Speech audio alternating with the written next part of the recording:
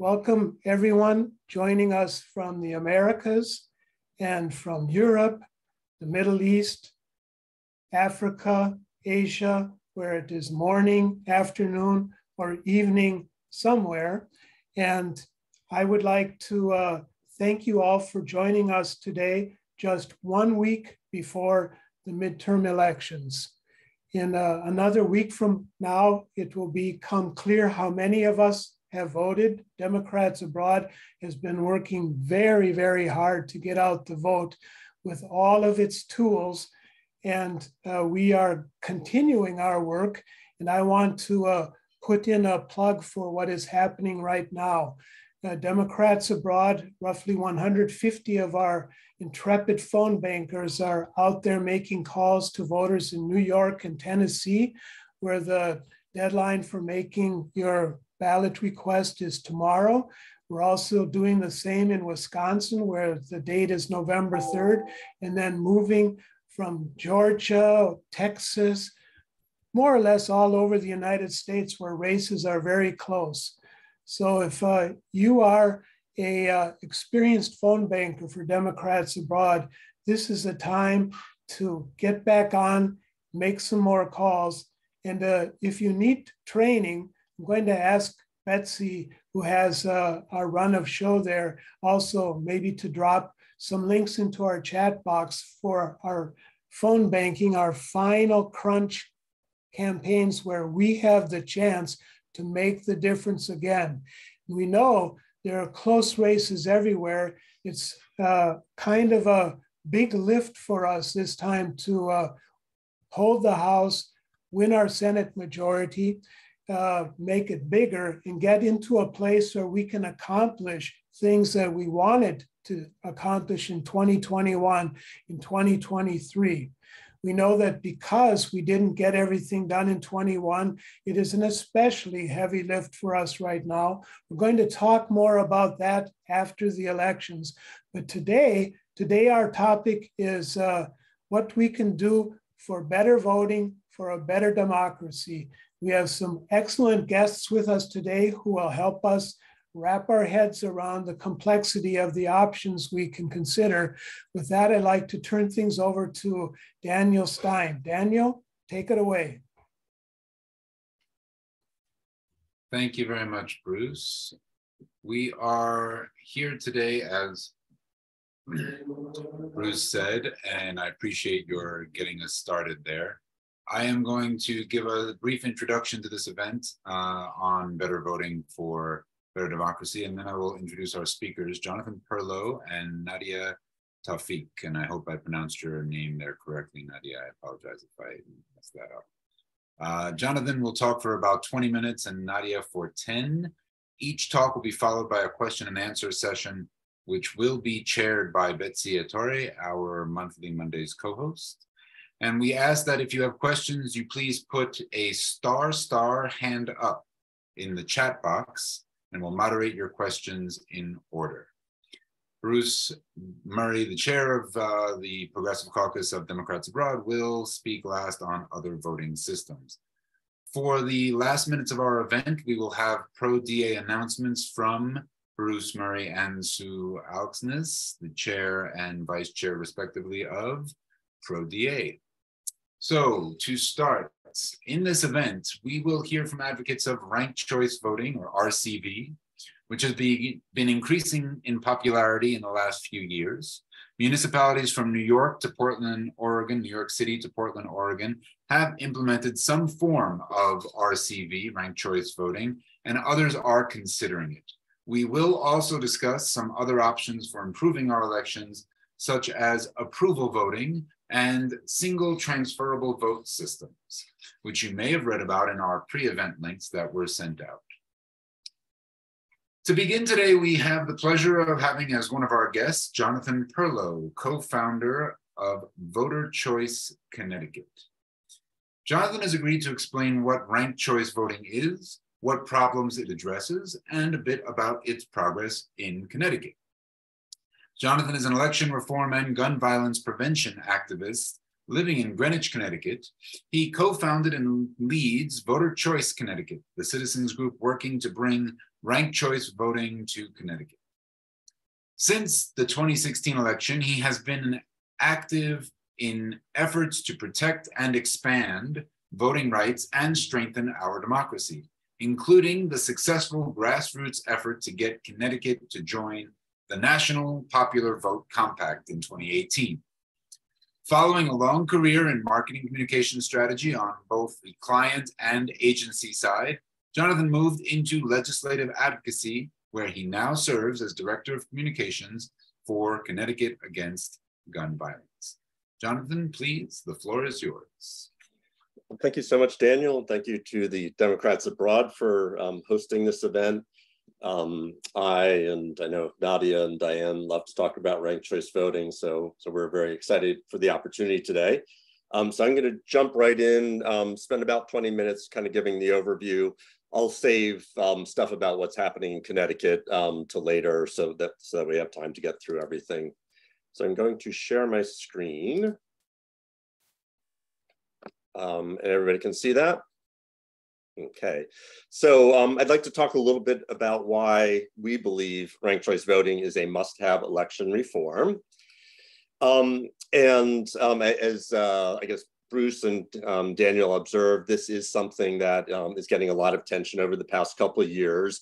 And the reason for that is a lot of people believe that it is really could have a great impact on improving representativeness of our democracy. When we think about what makes for a strong democracy, we like to think about 4 key pillars. One is about making voting easy or easier. The second is about expanding the electorate, so making it possible for more people to vote. Third is election integrity, so making sure that when we actually cast a ballot, it gets counted and counted correctly. And those are all sort of concerned with the process of voting. But it's also important that once we do cast a ballot, that it ends up electing lawmakers, other elected officials who are representative of the electorate or the people who voted for them. And so the 4th pillar is about representative outcomes. In Connecticut, we've been doing a variety of things over the past couple of years against all of these pillars of democracy, including this year. We, because of our state constitution, are one of only 4 states that does not allow early voting. And there is a ballot measure this year to amend our state constitution to allow for early voting. So we're hoping that's going to pass. But representative outcomes is really what ranked choice voting is about. And so that's what we're going to focus on. So today's elections, as all of you I'm sure are aware, use plurality voting. So you mark your candidate, your ballot for one candidate, and the candidate with the most votes wins, even if that's less than a majority of the ballots cast. And it's simple, straightforward, easy to understand, but it has several systemic weaknesses. If we believe that democratic elections are about representing the will of the majority, when you have more than 2 candidates running, plurality voting, just picking the candidate who got the most votes, can fall short of that target. And as a result, democracy suffers, and over time, voter trust suffers because people don't feel they're being represented appropriately. Let me explain why it is that plurality voting has these problems. So there's really kind of 4 unintended consequences of plurality voting. The first is comes about through spoiler candidates. The second is vote splitting. Third is wasted votes. And then 4th is negative campaigning. So I'll go into each of those for a moment. So the spoiler effect, being Democrats on this call, I'm sure you're quite aware of the 2000 election, where it's got, it goes without saying that the Al Gore lost the election because of 537 votes cast, or that is lost just by 537 votes because of the presence of Ralph Nader on the ballot around the country, but particularly in Florida, and he got 98,000 votes. But it's also happened on the other side in 1992. Republicans blamed Ross Perot for the defeat of George Bush. And you can make a very plausible argument that Perloe shifted electoral votes in a number of states from Bush to Clinton. So the whole spoiler effect is this: when you have a third party candidate who siphons away more votes from one side than the other side, and therefore affects the outcome. So that's not good. The second problem is vote splitting. And that's when you have a number of like-minded candidates who split votes amongst themselves and therefore leave it for an otherwise unpopular candidate who sort of represents just a faction of voters to win. This most commonly happens in primaries where you have crowded fields. And a very good example of that is in 2016. Trump was winning the early Republican primaries with just about a third or 40% of the vote. And so a majority of voters preferred other candidates. The problem is they were splitting their votes among, as you can see, 10 or more other candidates. And so Trump went on to win. And overall, he won the Republican nomination with less than a majority of the votes cast across all the primaries. Obviously, this is not just a Republican phenomenon. It happens in Democratic primaries as well. The third problem is wasted votes, and particularly comes about with early voting when someone's vote doesn't count because the candidate that they voted for later drops out of the race. A problem we don't have here in Connecticut yet, but hopefully soon is something that we will have, early voting, that is. So an example here is in 2020, just a couple days before Super Tuesday, Pete Buttigieg, Amy Klobuchar, and Tom Steyer all dropped out of the Democratic primary. The reason they dropped out was they were worried about vote splitting, and they were the more moderate side of the field, and they did not want their votes to be split and end up having, and my guess is they were thinking they didn't want to see Bernie Sanders become the candidate. They preferred Joe Biden, so they dropped out. The problem was there were more than 1 million primary voters who had already cast their ballots, and essentially they had no say in the outcome because their candidates are no longer running once they dropped out. And then the last sort of feature or problem with plurality voting is we have this win at all cost campaigning. And it's pretty well recognized that negative information can be more salient than positive information. And when it's either you get the vote or you don't, there's really no downside to tearing down your opponents. And this obviously happens on both sides in all races. But this only works when only first choices matter, as I will explain in a moment. So what this really boils down to, and again, ranked choice voting is a solution when you have more than 2 candidates running. And as I mentioned before, that certainly is frequently the case in primaries, but certainly happens in general elections as well. What it boils down to is that preferences aren't all or nothing. When we are presented with choices, we have degrees of preference. So if I go into Baskin Robbins and I say I'd like a chocolate ice cream, and they say, I'm sorry, Jonathan, we don't have any chocolate ice cream left. I don't come back and say, well, just give me any one of those other 30 flavors. Of course not. I have a preference, and I'll say, well, if you don't have chocolate, I'll take coffee. So you essentially have a backup choice. And sort of the rhetorical question we're asking is, well, why shouldn't that be reflected in our voting system? If Ralph Nader, Al Gore, and George Bush are running for president, and Ralph Nader is my first choice, but I'm not indifferent among the other choices, why shouldn't I also be able to express a preference for Al Gore? So there is a solution to this. Instead of picking just one candidate, ranked choice voting lets you rank multiple candidates in the order you prefer them. And we have this short video courtesy of FairVote that I will play that kind of explains how it works. So what is ranked choice voting? In most parts of the United States, voters select a single candidate for each position on their ballot, and the candidate with the most votes wins. This is known as single-choice winner-take-all, which can sometimes result in the election of a candidate who earned only a small percentage of the vote, even when the majority of voters supported other candidates. But that's not the only way of electing our leaders. Ranked choice voting is another voting method which allows voters to rank their candidates in order of preference. In a ranked choice voting election, a candidate needs to earn more than half of the votes to win. All first choices are counted, and if a candidate has a majority, then they win, just like any other election. If not, the candidate with the fewest votes is eliminated, and voters who picked that candidate as number one will have their votes count for their next choice. This process continues until a candidate earns a majority and is declared the winner. Let's look at an example. Here, you select orange as your first choice candidate, yellow as your second, pink as your third, and green as your final choice. The first choices are counted. Yellow earned 35%, orange 21%, pink earned 28%, and green earned 16% of the vote. Because nobody won more than 50%, the candidate with the fewest votes is eliminated, and voters who picked him as their first choice have their ballots count for their second choice. This continues until a candidate receives more than half of the votes, or 50% plus 1.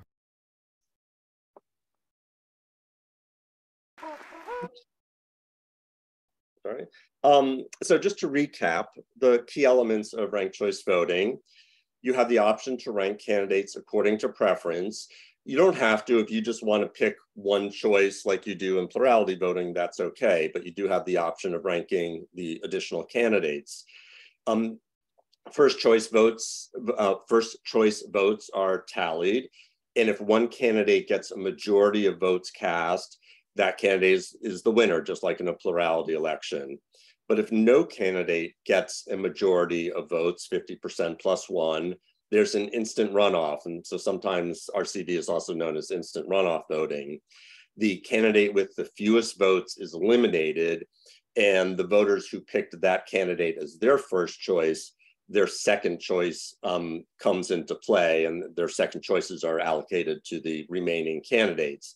And that process continues until one candidate receives 50% plus 1 of the votes cast. So what are the benefits of ranked choice voting? Well, first, it frees voters to express their true preferences without fear of electing their least favored candidate. And so we know about this. We talked about the spoiler effect, and there certainly are a lot of people who in Florida probably said, I would like to vote for Ralph Nader, but I'm worried that that might end up with my least favorite choice, George Bush, being elected. So I'm going to pick my second choice, Al Gore. Unfortunately, or at least if you're a Democrat, not enough people thought that way. And Nader ended up acting as a spoiler. It promotes more diverse candidates and viewpoints, because there's a lot of essentially kind of self-censoring going on among candidates now, where they just don't run because they don't want to be a spoiler, they don't want to split the vote, and that's not good for the electorate to be sort of robbed of choices. It reduces negative campaigning.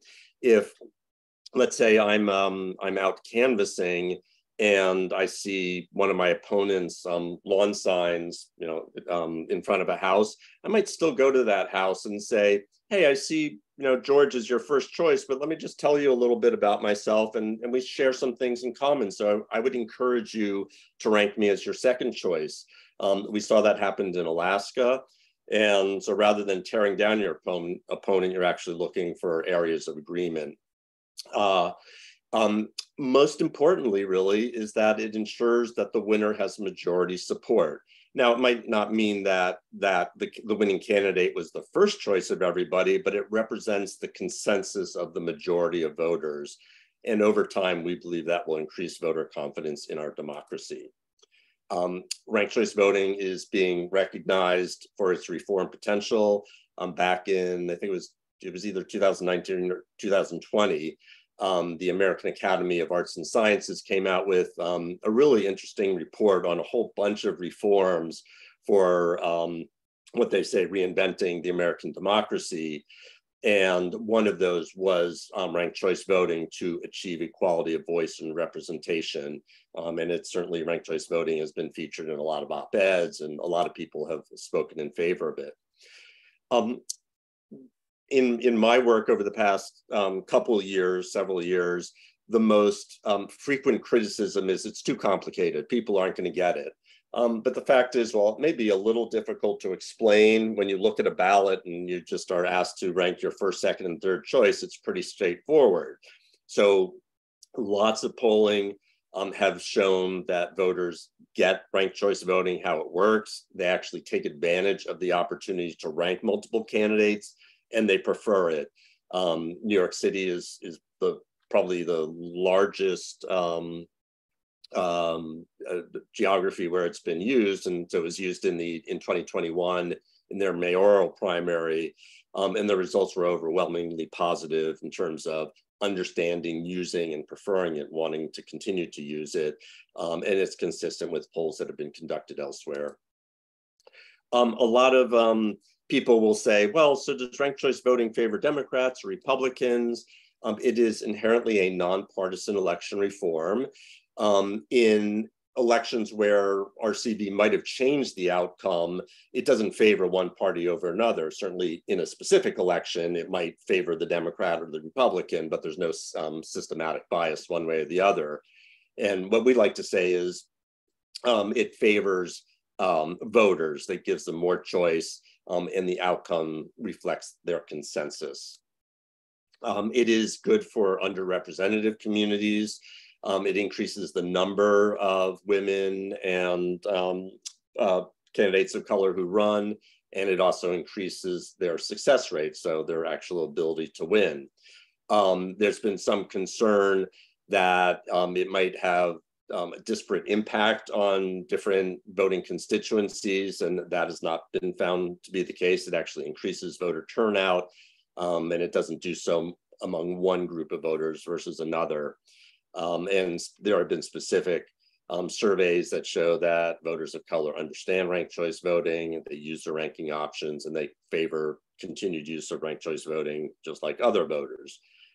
In New York, it led to women winning a majority of seats on the New York City Council. So there's plenty of evidence that it, in fact, is helping.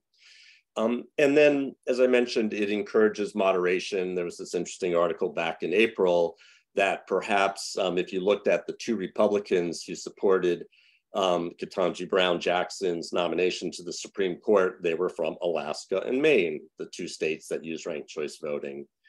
So that's a quick overview of the problems with our current voting systems, why ranked choice voting is a solution that will improve representative outcomes, and kind of covering some of the challenges that we've seen, questions that people have asked along the way.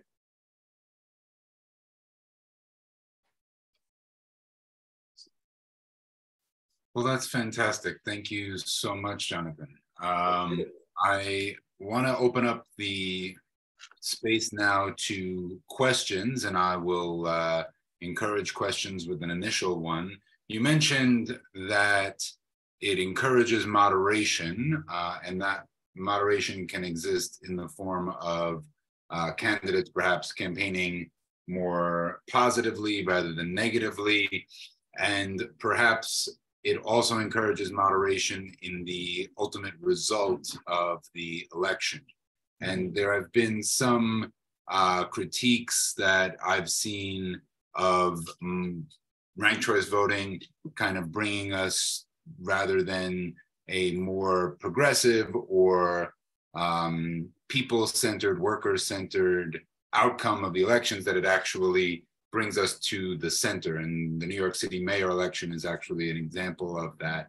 I'm wondering if you are, one, familiar with these critiques, and if there's a positively progressive response, and two, if you're familiar with any research that might exist on the differential impact between of ranked choice voting on executive position elections and legislative elections, because we know that the New York City Council did elect a majority female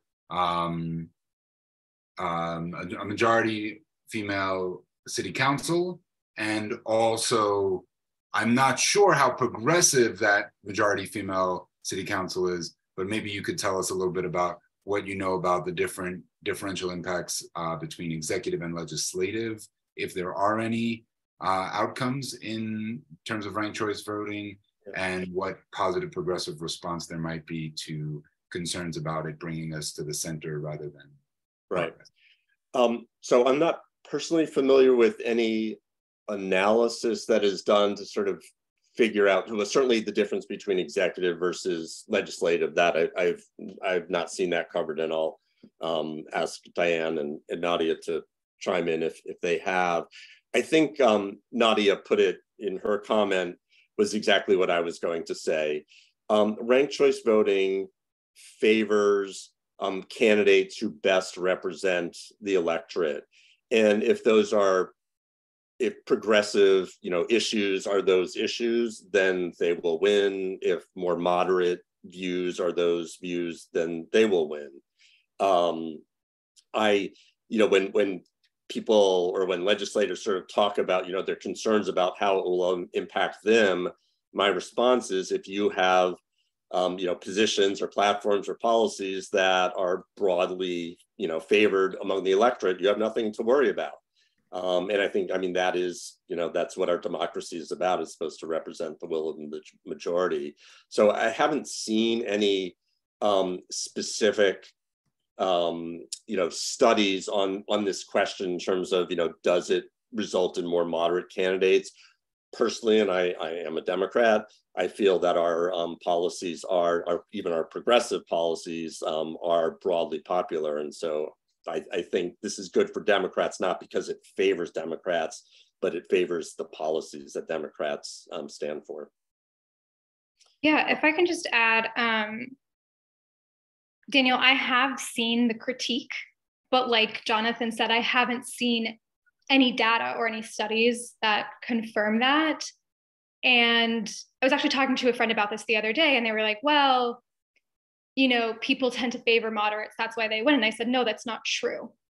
Most of us lean one way or the other. We lean more left or more right. So I have trouble believing that a candidate with the broadest appeal is going to be someone who's more or less centrist. I don't think that's true. And with ranked choice voting, it's just who the most people like. If the most people happen to like a moderate candidate, then yeah, they'll win. But if most people like someone who leans further left, that's the person who's going to win. Okay, I wonder if maybe the best description, and I'm trying to formulate this as I speak, but I wonder if the best description is that ranked choice voting provides a more honest balance or honest result between or with the balance of what candidates do to educate their electorate and how the media distorts or doesn't distort that.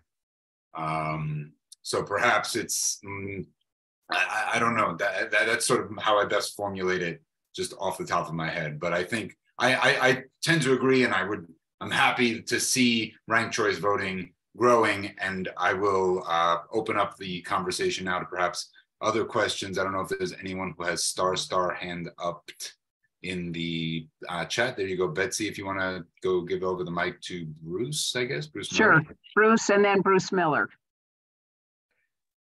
Thanks for this discussion that I think is developing really well.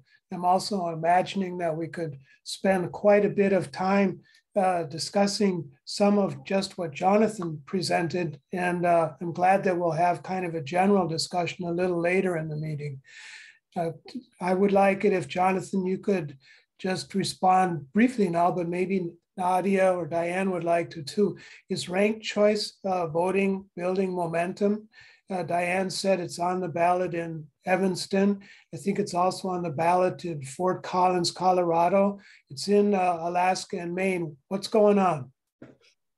So I think that is exactly what Nadia is going to talk about. So I'll let her, and maybe it makes sense for Nadia to kind of do her overview of what's going on, and then we can continue with the Q&A. I think that, is I don't want to keep her from talking and answering some questions that I think people are looking for answers to, such as Bruce.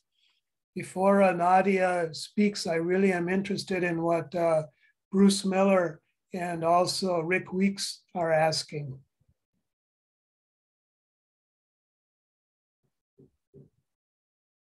Does that mean you want us to talk right now? Sure. Well, yeah, jungle primaries. Right, yes. Yeah, in California, a few years ago, we started with jungle primaries. So at the primary election time, you get to vote on a whole list of characters, and then the top two go into the general election. And often that falls out as the top two, one being a Democrat and one being a Republican. But I'm wondering if there's any data on this that shows how it compares to ranked choice voting. I mean, one worry I have, and I don't know if this is really applicable, but if you know the state is either Republican or Democratic, it seems like anybody with statewide electoral aspirations would be tempted to present themselves as being from the more popular party, and that may water down the differences in identity between the parties particularly. So that's my question. Is there any data on this of particularly potentially adverse effects from the jungle primary? So let me just mention one thing, and I think probably Diane or Nadia may have more to say. I think what's important about these, so they're essentially open or top 4, top 5 primaries, is they need to be paired with ranked choice voting. Otherwise, you do get these potentially bad outcomes. But I don't know, Diane or Nadia, if you have more to say on that. No, nothing on my end. I'm not aware of any data that exists on. Yeah, I'm not aware of any data, but I would just comment that a couple of things that make ranked choice voting, I think, an improvement over the top 2 system. One is that even with a top 2 runoff, if you have a very crowded field, it could happen that the top 2, because of vote splitting, the top 2 are still not the most broadly supported candidates. If you have 10 candidates and everybody's, got, your top 2 could be 15% and 14%, and, the majority of voters wanted somebody else, but again, the vote got split. And so the ranking is really a powerful tool in enabling votes to consolidate around the candidate that has the broadest support. We talk about breadth and depth. You have to have enough depth of support that you've got enough first choice voters in order to stay in the game and not get eliminated. But then you also have to have breadth of support in those second and third choices in order to get over the finish line. And that is a much better revelation of what the true will of the voters is. And we have at FairVote a measure that we call a consensus measure. The truth is, it's something we made up, but we think that it's a really good indicator. When after the fact, when the election is done, we know who the winner is. We go back and we crunch the numbers of all the ballots, and we look at how many ballots had that winner in their top 3 choices. And the answer is more than 70%. So it's not just that people are winning office by a hair. The margin to win is 50% plus one single vote. So it could be very tight. But what we find is by that consensus measure, 70+% of the voters are pretty darn satisfied with the outcome because they had it in their top 3. And that consensus measure gives the winner much more of a mandate, and it enables them to govern without staying in campaign mode for their entire term of office. So that's an example of how it's better. And the other big one is there's a huge cost savings if you don't have to run the election twice. By first having the primary and then having the top 2 runoff. If you can just let everybody give their preferences at once, you can save a ton of money, especially at the municipal level, where counties are paying for that second election. And turnout often is highest in the November election. So if it's a primary and then a general, very often a small fraction of the electorate is showing up for the primary, and they're making the decision for everyone of who makes it to that top two in the first place. So that's just a couple of reasons why I think that ranked choice voting is even more powerful. Yeah. And then on the opposite side, in a runoff election, it kind of goes back to what primaries look like, which is it's, you know, the base voters are the ones who are actually deciding runoffs. And so not only do you have lower turnout, but it's kind of more polarized turnout. So the outcome may not be representative. Rick, did you quickly want to say something? Rick Sure. Weeks. Sure. Wicks. I vote in Alaska, and I was just commenting in the chat line that we have the jungle primary, so to speak, like California, but then it's followed by the top four. And this last one we had our primary, well, we had a special election because to fill a vacancy. So that was our first experience. Now this general will be the first regular election with it. So we're learning how it goes. And so personally, I would have preferred to have maybe the top 5 or top 6 or something more than 4, because for exactly that reason that someone just mentioned, that in the primary, many fewer people vote. So it's maybe not quite fair just to let them decide who the final ones will be. But on the other hand, many races, because it's statewide, it's for all the current elections, all the state legislators. Many of those races end up being a 2-person race. And then the question was, people were wondering, especially people didn't like the new idea, because Sarah Palin isn't going to win, hopefully. They're saying, why did we bother to have a primary if we're going to end up with just 2 people anyway? But anyway, I like it, but I just think it should be maybe even more than 4 and then rank.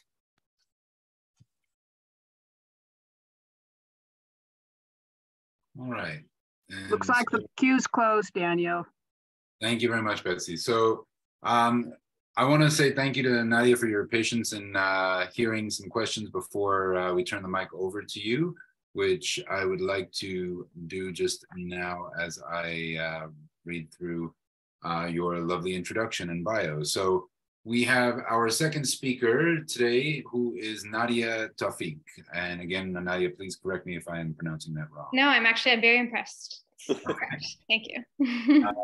The Advocacy Program Coordinator of FairVote, who will provide us with an update on ranked choice voting efforts across the country, as well as tell us about FairVote's work on companion voting reforms to complement ranked choice voting and strengthen democracy. Nadia is a program coordinator supporting electoral reform efforts. Most recently, Nadia has served as a field organizer on the Beto for Texas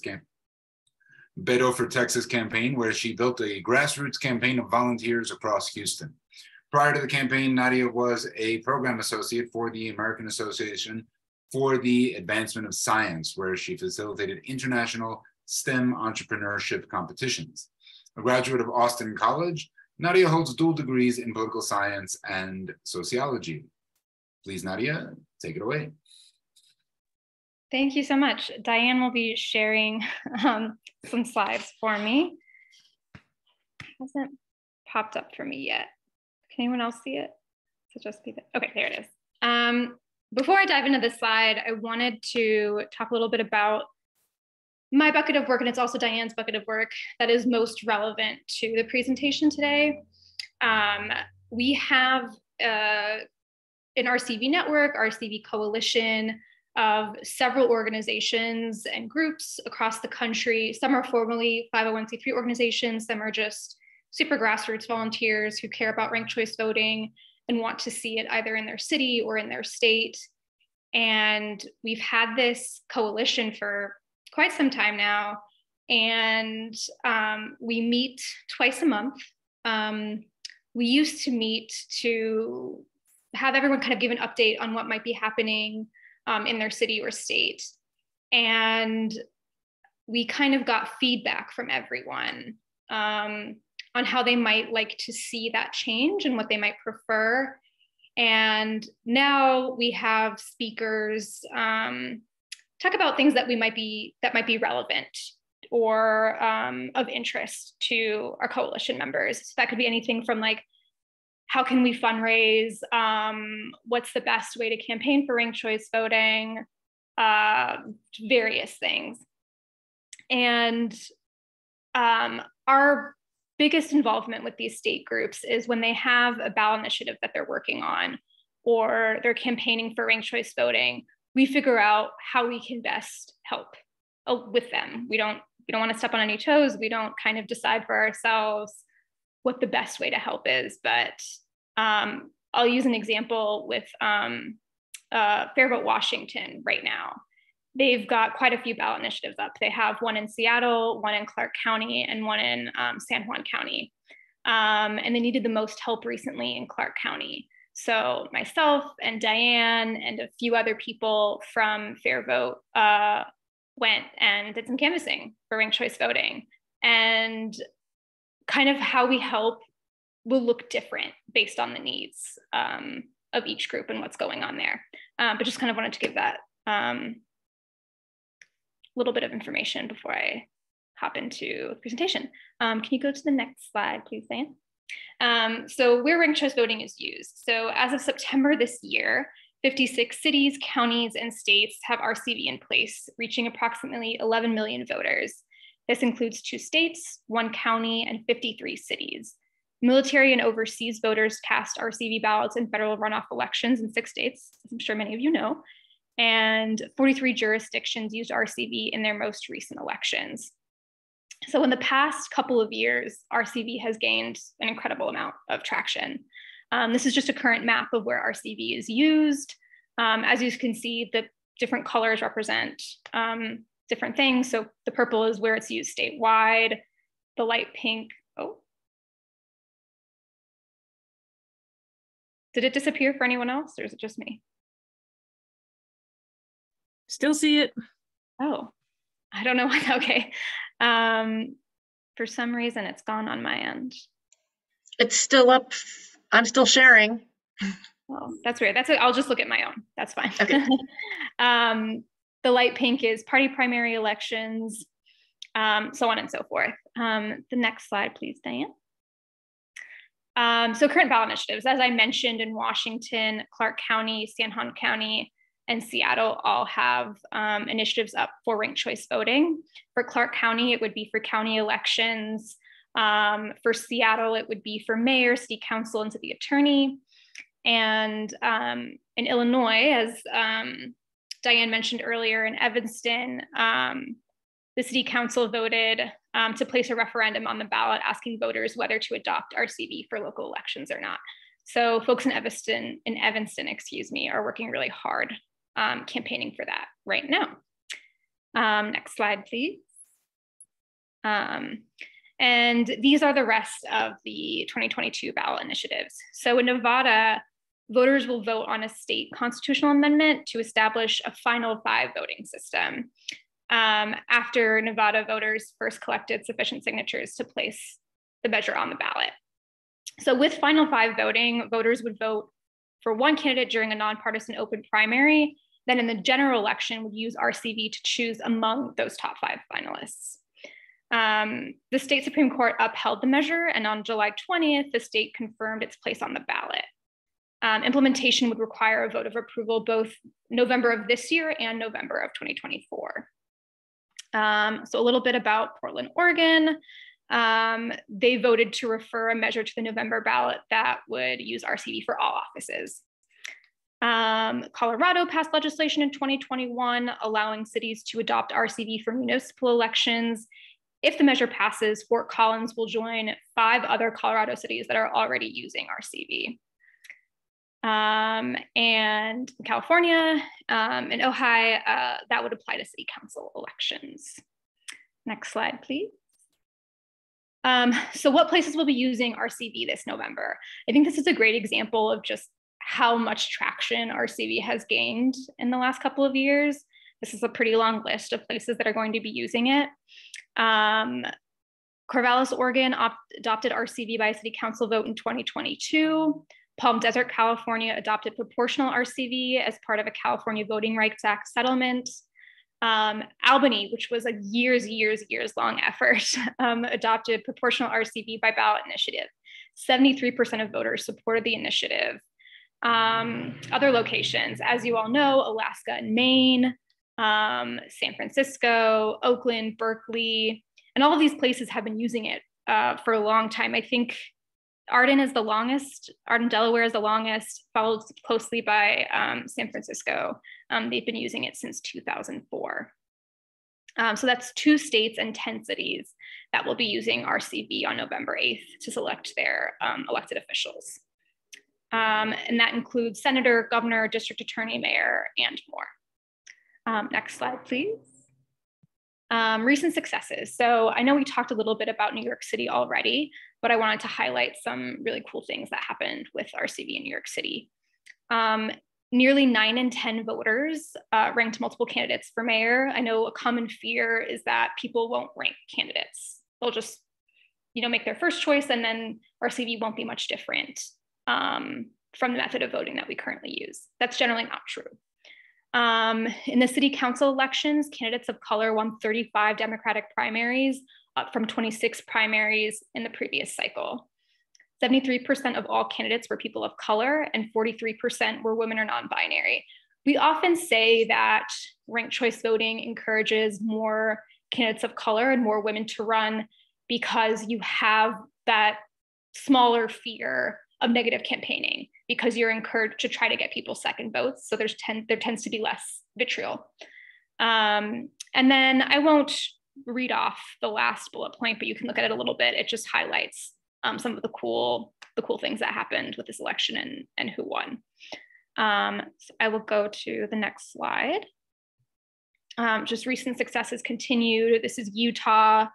Voters in 20 Utah cities used ranked choice voting for their local elections last year.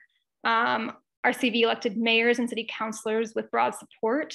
Voters overwhelmingly chose to use the ranked ballot to express multiple preferences. It's what I kind of was talking about a second ago.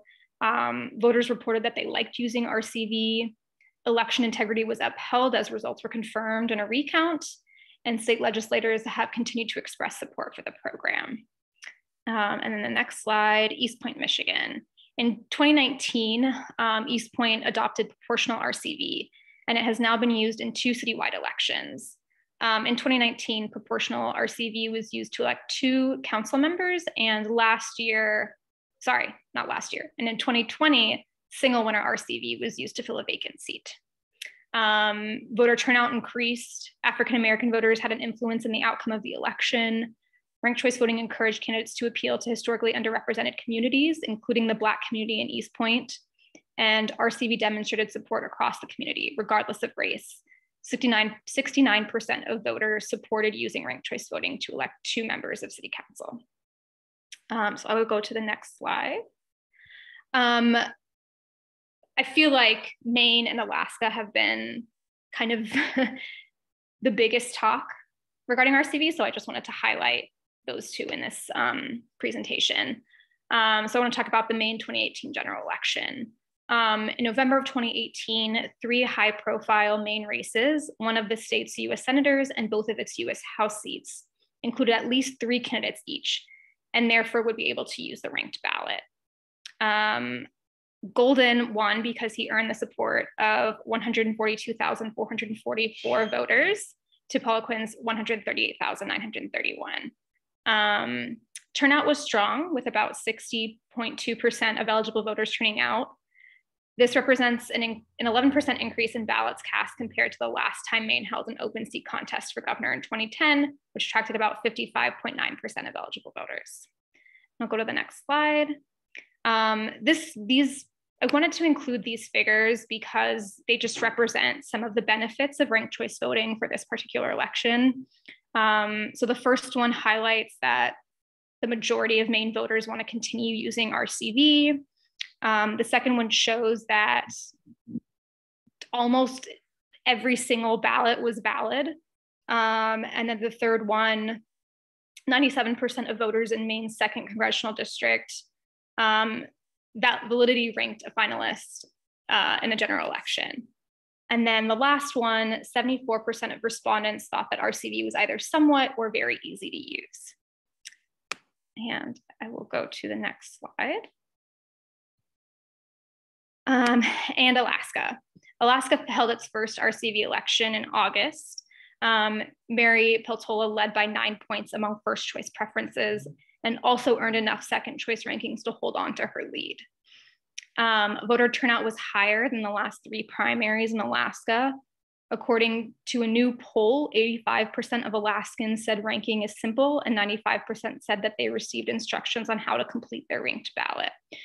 Voter education was really strong in Alaska, and 99.8% of ballots were valid. Next slide, more about FairVote's reforms. So I mentioned proportional ranked choice voting a couple times, so I just want to make sure that everyone's clear on what that is.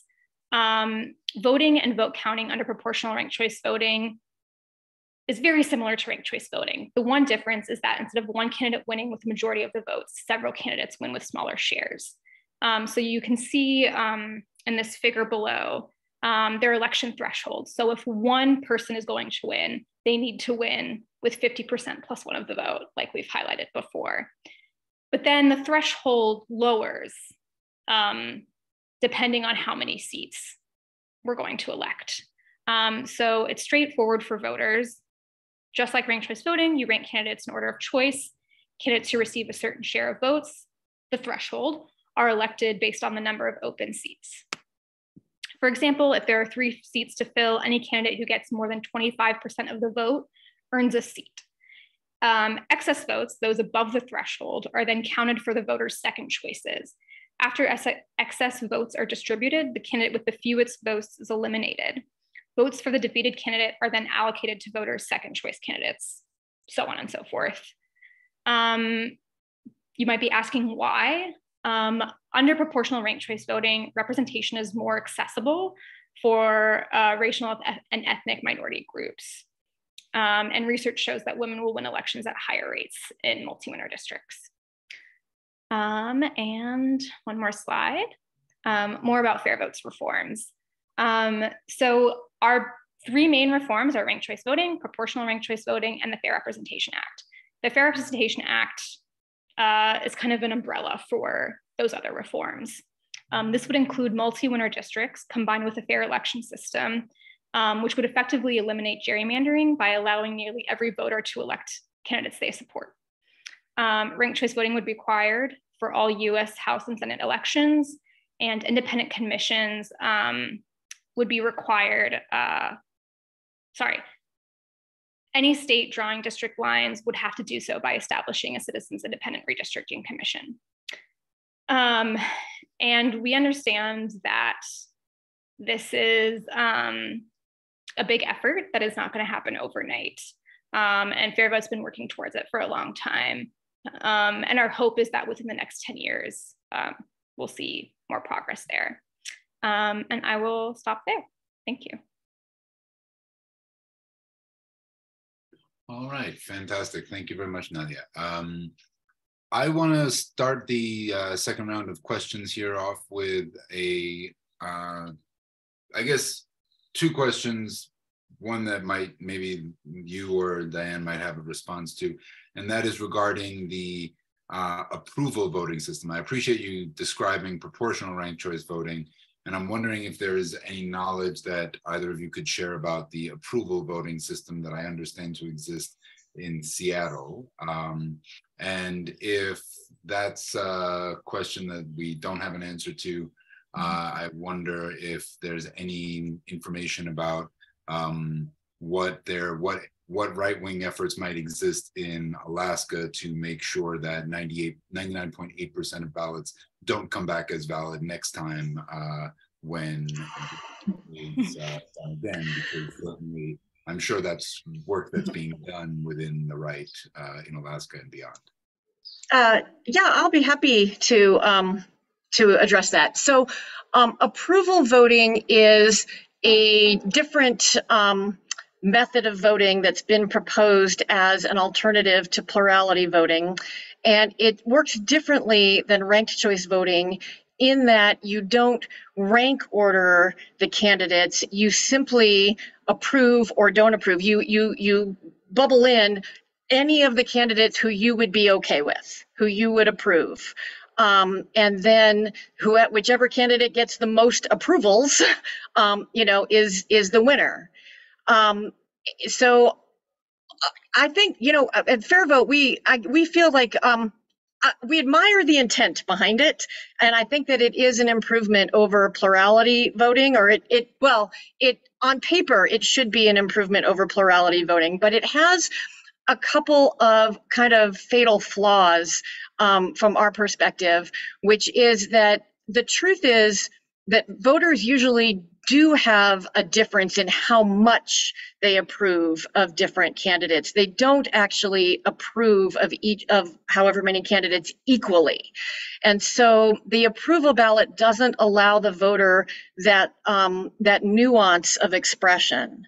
And so what happens is voters are savvy. Voters are not stupid.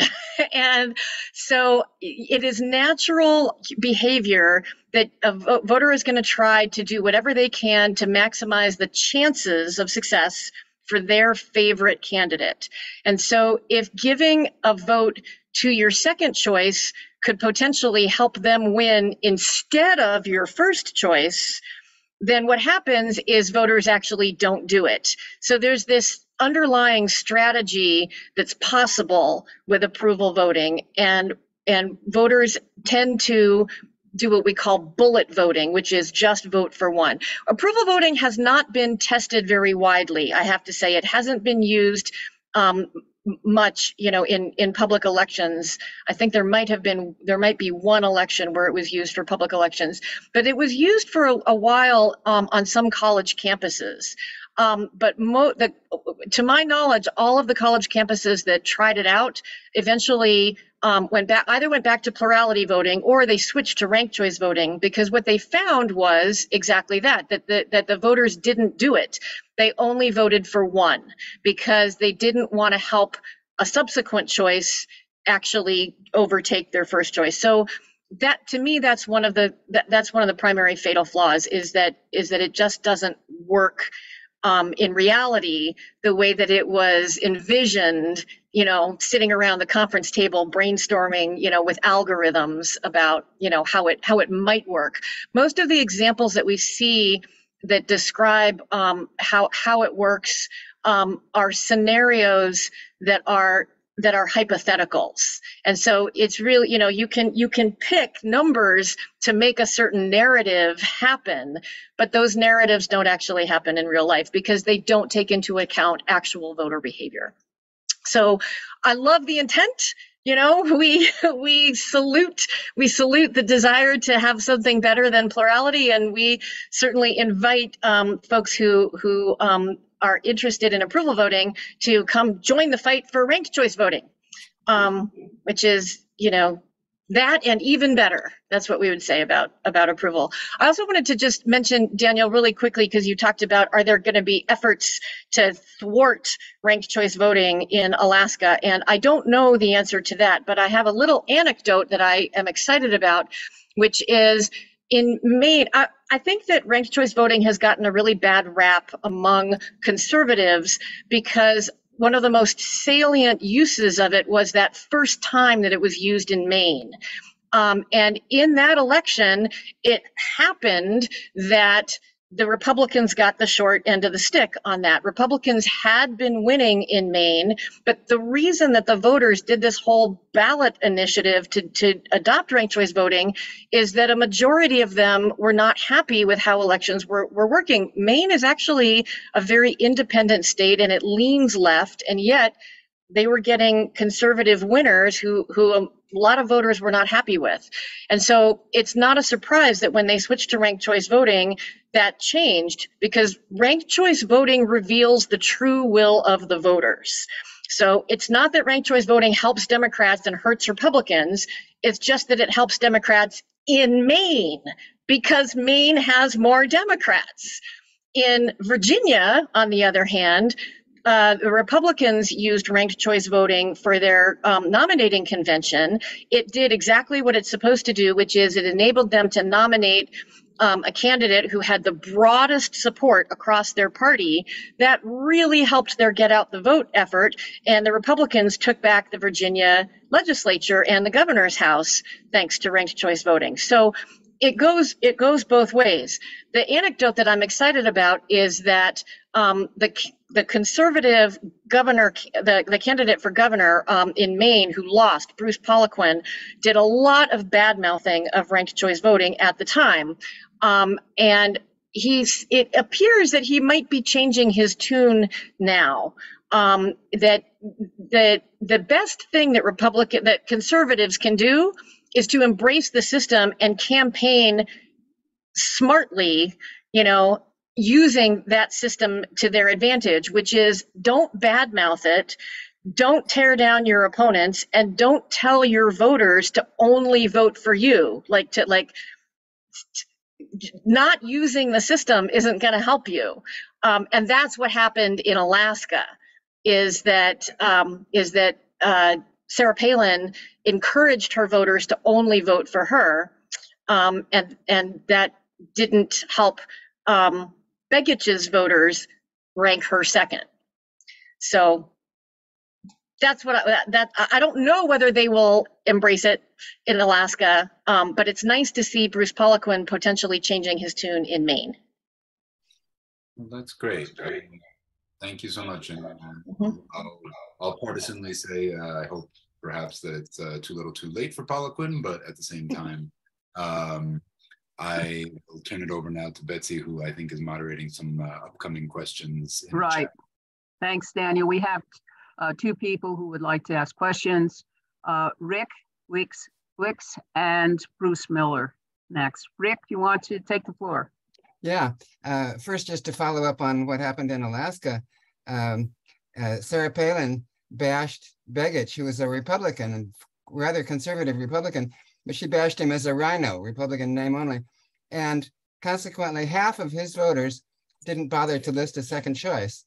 A quarter of his voters voted for Mary Peltola, the Democrat. A quarter of them voted for Sarah Palin. If that other half had voted for Sarah Palin, she would have won, but she blew it. But my real question or comment was, I was curious to know more about the proportional ranked choice voting, and now I understand what it is. It sounds like you're aiming at, among other things, it could work for states that have 2 or more congressional districts, which would be a wonderful way to get rid of gerrymandering. And apparently it has been done in American history. I don't know the details, but I've understood that around the 1850s, it was done for a while in some states, and then somehow it fell out of favor. Not using ranked choice voting, of course, but having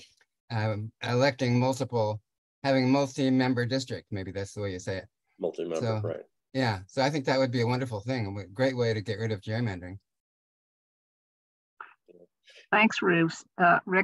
Bruce Miller. Okay, thanks. Yeah, I lived most of my life in California and vote there, but I actually grew up in Mississippi.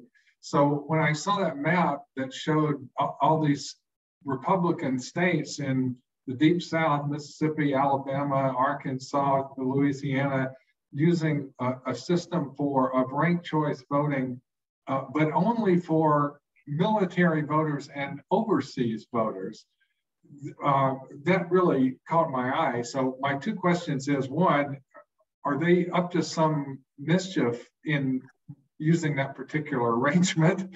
And secondly, I mean, does that really make sense conceptually that, I as an overseas voter or a military voter literally has a different set of choices in a given election than other people voting on the same office? Yeah, so the reason is so that a second ballot doesn't need to be sent. It's basically like automatic instant runoff voting. You don't really have the option when you're overseas or a military voter to necessarily go back to the polling location. And it's just easier than continuing to send ballots. So that's why. But I do agree with you that you have a different set of choices, because you, as the person overseas or in the military, you don't have to worry about someone having dropped out of the race, whereas other people do. Right.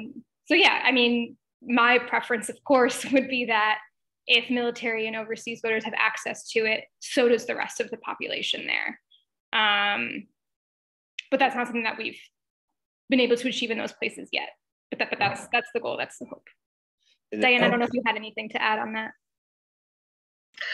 Only that those ranked ballots are not tallied as a ranked choice voting tally, because the whole election is not a ranked choice voting election. They are ranked ballots only in that they are telling the election officials who their vote would go to if there were a runoff, because there is, as Nadia said, there isn't time to send them a runoff ballot and have it be returned again. But it's, so it's a kind of a stepping stone toward hopefully getting ranked choice voting in those states. But it's not a ranked choice voting tally. So that's just a nuance that I think, does that make sense? Yeah, what you said makes sense. I'm not sure that the practice makes sense, because I wouldn't, I mean, the potential downside I would see, my first thought about it was, okay, maybe they're trying to dilute those voters for some reason. Mm-hmm. And I don't know the stats on those states, but overseas voters are probably going to be more likely to vote Democratic, and right.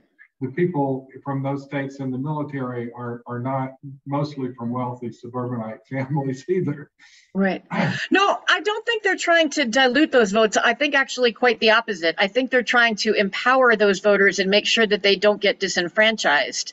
What happens is those ballots come back, and only the number one choice gets counted in the general election. And then if that state has a runoff, like in Georgia, they have a runoff law. We all saw how the election went, on through Christmas back in 2020. And so that's where the ranked ballot then would be re-examined. If there's a runoff, then those voters are able to have a voice, because the election officials can look at that ballot and say, well, whoever's in the runoff, whichever one got ranked higher, that's who that ballot will count for in the runoff election. But it's not the case where there's this consolidation of votes across the board to make sure that there's, that the broad support happens, because the whole election would have to be ranked choice voting in that way. But I think that it does serve to make sure that those voters don't get disenfranchised. And Diane, is it also used if a candidate drops out by the time of the general election? In other words, if the first choice was somebody who dropped out. I think so. I'm going to say I'm like 98% sure, but that's I'm not 100% sure. Yeah. The other thing to note is, in terms of the state of things, last fall, and I forget which of the election reform bills in the House it was amended, but for the first time, Congress actually voted on ranked choice voting to appropriate grant money to states who are trying to implement it. Obviously didn't pass in the Senate, but there is interest in Congress on ranked choice voting. I would just chime in that as Nadia mentioned, kind of our long-term goal here at FairVote is the Fair Representation Act, which would implement the multi-winner proportional ranked choice voting for Congress. But to get there, we recognize that we got to do these stepping stones, and so we have goals to get ranked choice voting implemented at the local level across the country. And so that's what, these 10 ballot measures that are on the ballot this year are exciting, and, a start toward trying to really scale up. We want that list to be so long that we can't fit it on a PowerPoint slide. Ranked choice voting has been used for many, many decades in other countries. Ireland and Australia and Malta, whatever, have used it forever. And so it's not a thing for them. It's not a reform. It's just the way you vote. Like when you vote, you rank order your choices. That's what you do. And it's not it's not something that gets a lot of attention because it's just normal. And that's what we are really aiming for here, is that if we can enable voters and candidates and campaign advisors and election administrators to all get some experience with ranked choice voting by using it at the local level, our great hope is that it will help normalize it, that everybody will come to recognize, wow, this is great. I get to rank order my preferences. And then we hope that voters will say, wait a minute, why do I get to rank order my city council candidates, but I only get to pick one for my congressional candidate? What's that all about? And we hope that that is what will create the groundswell of support so that ultimately Congress won't be able to ignore it. So it's a trajectory that we are hoping for. Awesome. Queue is now closed, Daniel. Yes. Just so you know. Thank you very much, Betsy. So thank you, Diane, for all of those answers, and Nadia and Jonathan as well for everything you have contributed today. I'm going to turn the mic over to Bruce Murray now for a final set of thoughts. Thanks, Daniel. I just have one slide. It's a Better Voting for Better Democracy to-do list from progressives abroad. And it includes a number of things that we've been working hard on, not only we progressives, but all of us in the United States. I'm just going to run through these. I'm also going to put a link to this slide in the chat when we finish, because all of those items are links to sources of information. And one is pass the doggone John Lewis Freedom to Vote Act. That would be major for better voting, and it would make the possibilities we had in 2020 look like a light version of better voting. And if you go there, you go from one line to the next in the fact sheet, and you think, oh boy, would that be good. Next one is overturn Citizens United. I saw a report. Also, if you Google these items, you'll see that they're in the news right now. 1 day, 2 days ago, people are talking about all of this stuff again as we get closer to the midterms. And allegedly, there's been $4 billion in spending by outside sources in the, I forget what it is, but it might be just in the last 12 to 18 months. And I'm not living in the United States now, but I'm imagining what it would be like if I watched television or listened to the radio with those barrage of 30-second attack ads going on. And if you ask me, that's not better voting for better democracy. Then in the Democratic Party, there are people who are pushing to ban super PAC spending in Democratic primaries. And it seems to me that could level the playing field in a very positive way, also better voting for better democracy. Then there is, I think, a House bill. It could be that Adam Schiff is calling for an end to the Electoral College. And it seems to me that that is something that needs more discussion. There's the Electoral Count Act, which some say might win bipartisan support. But instead of trying to figure out how we're going to make sure that the Electoral College is handled reasonably, one could say perhaps it ought to be done away with. Finally, there are other alternative voting systems. And if you follow the link to that last one, you'll see a site from the United Kingdom. And it lists about a half a dozen various voting systems that are used in reality all around the world. And it ranks them for things like proportionality. And I recommend going to that and looking at it. And I mentioned proportionality. I'm in Austria, one of those EU countries where there is proportional voting. And I'm thinking about how there are advantages and disadvantages to everything.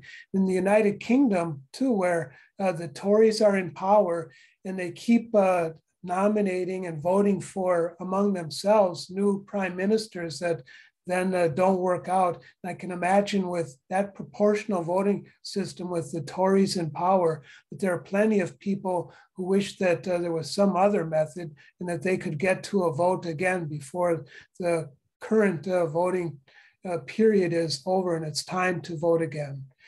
All right, that's all I want to say. It's food for thought. I'll put the link to this in our chat box.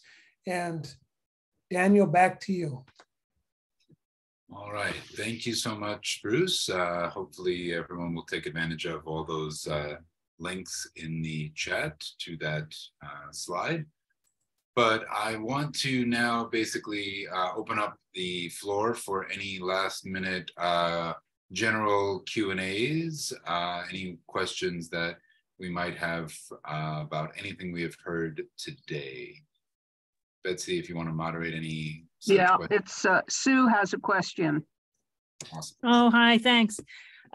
Yeah, so I did put in the chat, I'll just mention quickly before my question that, you know, I think that ranked choice voting is really effective for overseas voters because of, you know, what was mentioned in the discussion earlier around, you know, it allows us to participate more easily in what would otherwise like be a runoff election. And I also put in the chat that DA has a number of state teams that might potentially, you know, if support of this grows within DA, that that they might engage with this issue because the state teams not only work to get out the vote among voters in their states, but also work to strengthen enfranchisement and the rights to vote in their states. And if, you know, to the extent that people see ranked choice voting as a better way to represent the wishes of voters, hopefully they'll engage with that. But my question has to do with ranked choice voting and Democrats abroad. We hold a global presidential primary every 4 years. So we function as a state party within the Democratic Party. And our primary is completely volunteer run and organized. We don't have a state government that's administering our primary. We do it ourselves. So we do a combination of in-person voting on paper at ballot at polling centers all around the world, and online voting through you know, yeah, online. That's enough said. So for our last global presidential primary, I actually talked with a service provider in Australia who, you know, about what kind of options would be available for doing for administering that kind of hybrid paper and online primary, and the cost was really prohibitive for us. I think it came down to more than $1 a vote. And so I guess I would just ask if there's any hope or any suggestion of how DA might get ranked choice voting in our primary, given the cost. I don't know if anybody on the call remembers the number of votes that we had in our last primary. I'm sorry, I can't remember, but yeah, so that was something. We did also have a charter amendment proposal some years ago, or maybe 2 years ago, I think, at our global meeting to use ranked choice voting in our in-party elections, like to elect our executive and you know, our elected representatives within our party. But some of the arguments against that were that it was too easily manipulated, which I guess if you have a small number of voters, maybe that's a possibility. I don't know. But anyway, so my question about our global presidential primary and RCV, any thoughts? You might want to check with the RCV Resource Center, which they know a lot about like the election systems and sort of the mechanics, and they might have some thoughts on a solution. Thanks. I have looked at their materials. Seems like a really good, really good resource. Well, as Jonathan put in the chat, there were 5 states in 2020 that used ranked choice voting in the Democratic primary, and they were the ones who run their own elections, exactly as you said. The ones where the state runs the elections, no, but in states where the party runs it or where they have a caucus or a nominating convention rather than a primary, they were able to do it. And I'm going to let Nadia speak to that more because she knows more about our work on presidential primaries. I don't know if there's much to add. If there's any specific questions, I can answer them, but it was Alaska, Wyoming, Hawaii, and Kansas that used ranked choice voting for the presidential primaries, the Democratic Party for the presidential primaries in those states. But what's interesting is if you look at the way caucuses work, they also are in a sense like RCV because you have to meet a threshold, and if the candidate doesn't meet a threshold, they're dropped and you vote again. And so it's somewhat analogous process. I think we were even trying to pitch it to Iowa as being an on paper caucus, that it's exactly what you do now. It's just that you don't have to drive through the snow to the high school gym to actually go stand in a corner, you know, with the person with the sign for your candidate. You can do the same thing on your ballot. I don't know that it got very far yet. But I would say, Sue, if you're interested in the option of using ranked choice voting for voters abroad, why don't we talk more, you know, one-on-one after this session, and you know, we can try to dig in a little more and figure out how we could possibly be helpful. And like what it would take for you to pursue that. I think that it has to get some blessing from the major party, like at the national level. If you want to use it for the Democratic primary, you got to get some blessing for it from the Democrats. If you want to use it for the Republican primary, you have to get blessing from the Republicans. But let's talk more separately. Bruce, you had a question. Before we go to our final announcements, I want to ask, it seems quirky to me that it's Alaska and Maine on either end of the coast up in the north. And this is for everybody. Which state is going to be number 3? What do you think? Connecticut, hopefully. So interestingly, in Connecticut, there's a third party. It's the SAM party. And in return for their endorsement, our governor pledged to introduce a ranked choice voting implementation bill. Voter choice, we had actually been working on trying to just get a study set up, which we thought was sort of a step in that direction.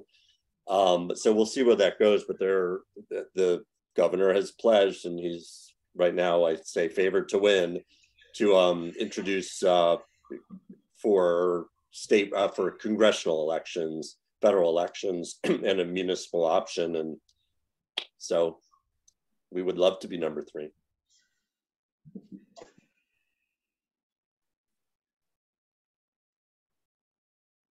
Use empty, Danielle. All right, I think that turns our mic over to Sue for some comments and announcements from the Progressive Caucus. Okay, thanks, Daniel. I'll just quickly mention our upcoming event, which is we have our monthly meeting of our members. We call it Progress for Progressives, and we'll be talking about all kinds of things. It'll be on the cusp of the midterm. So some of the issues we're talking about are super PAC spending, voter suppression, and efforts within DA to get out the vote at the end, at the tail end of the election. So that's November 5th at Eastern time, 9 a.m. And look for our next monthly Mondays event, the last Monday of November. We'll stay tuned for what the topic will be, and I'll put a link to that in the chat. And Bruce, you had a couple things to announce as well. Yes, I see that our speakers are thanking us, and I'm thinking, what? It's time for us to be thanking you for spending this 90 minutes for us. We are so grateful, and if there's any chance that you would allow us to share your presentations with our membership, that would be great. And with 1 week and counting before the elections, everybody, please, there are races. You probably have some of your favorites that are so close.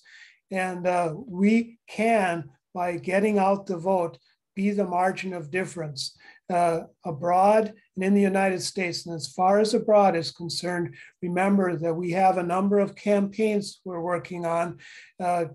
Betsy, if you're able to put those 2 links back in from what we had at the top of the meeting, that would be great. And I want to thank our speakers again, really, for what was a very informative and also compelling presentation of ranked choice voting. I think it's going to remain on our radar, and let's see if it gets to a tipping point, maybe with Florida and California, so we have the 4 corners covered. All right, thank you very much, everybody, and have a good evening or a good day. Thank you. Thank you so Thank much to our you. speakers. Really appreciate Nadia, Diane,